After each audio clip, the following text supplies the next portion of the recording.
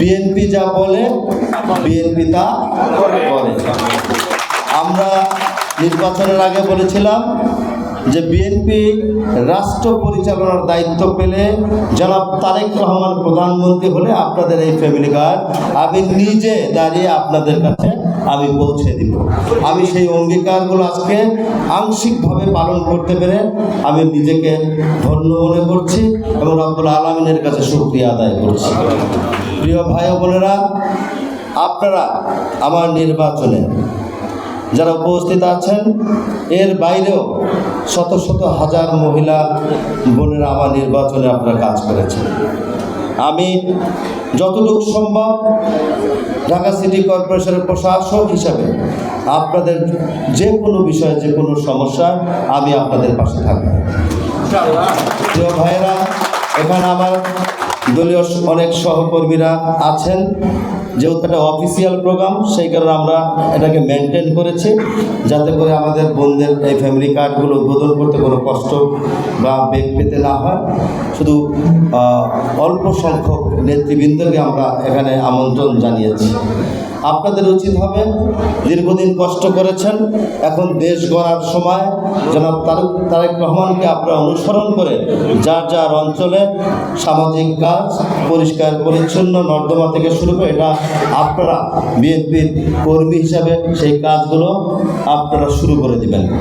এবং সিটি কর্পোরেশনের দায়িত্বপ্রাপ্ত যারা জোনাল অফিসার আছে, সেটা আমার নির্দেশনা অলরেডি দেওয়া আছে।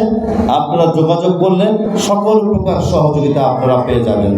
তা আমি মনে করি দেশ গড়ার জন্য শুধু সিটি কর্পোরেশন নয়, সমাজ কল্যাণ মন্ত্রণালয়, আমাদের নিজ কর্মীদেরও দায়িত্ব আছে এলাকায় আমাদের পরিষ্কার পরিচ্ছন্ন এবং জনগণের যে সাধারণ সেবাগুলো আছে সেগুলোকে নিশ্চিত করা।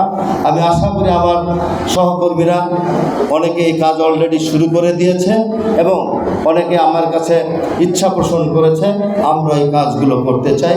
আপনারা কাজ শুরু করলে আমি আমার সিটি কর্পোরেশনের পক্ষ থেকে সকল প্রকার সহযোগিতা আপনাদের জন্য থাকবে। আমরা যেহেতু একসাথে কাজ করছি, মাননীয় প্রধানমন্ত্রী যেই কাজগুলো করবেন আমরা তার সহকর্মী হিসাবে সেই কাজগুলো অনুসরণ করব, এটাই আমাদের দায়িত্ব।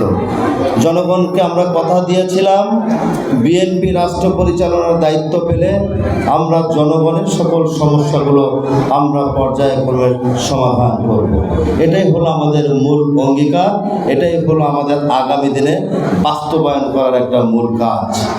এই কাজের সাথে ফ্যামিলি কার্ড দেওয়ার জন্য যারা দিন রাত চেষ্টা করেছেন, সমাজ কল্যাণ অধিদপ্তর, মন্ত্রণালয়, সিটি কর্পোরেশন সহ আমি তাদেরকে আমার পক্ষ থেকে ধন্যবাদ জানাই।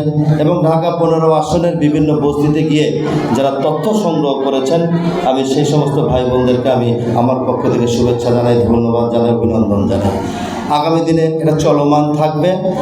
বোনেরা, আপনারা একদম মন খারাপ করবেন না যে আজকে আমার মোবাইলে কেন মেসেজ আসেনি। আপনি যখন রেজিস্ট্রেশন পেয়ে যাবেন আপনার মোবাইলে অটোমেটিক প্রতি মাসে আপনার এই মোবাইলে 2500 টাকা ঢুকে যাবে। অতএব